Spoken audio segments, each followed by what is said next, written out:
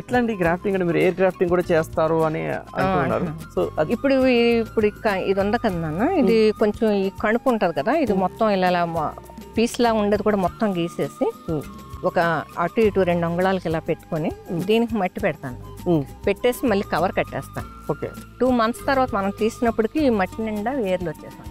ఇప్పుడు మనం ఇక్కడ కట్ చేసి దాన్ని పెట్టుకుంటాం కాబట్టి ఇది వెంటనే పోత వచ్చేస్తుంది. సో ఇప్పుడు మట్టి అంటే ఏ మట్టి పెట్టాలి? ఓన్లీ కోకోపీట్ పెట్టుకోవచ్చు, లేదంటే అందులో మనం కంపోస్ట్ కూడా కలుపుకొని పెట్టుకోవచ్చు. అంటే మనం రెగ్యులర్ గా మొక్కలకి ఏదైతే పెడతామో అవన్నీ పెట్టుకున్నా అలా ఎయిర్ గ్రాఫ్ట్ వస్తుంది అన్నమాట.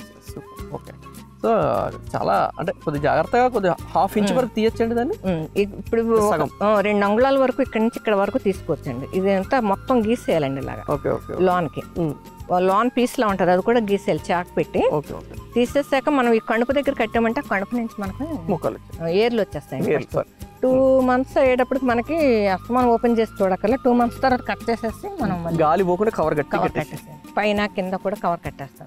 అంటే గాలి పోకుండా కడితే వస్తాయండి బయటికి అవి?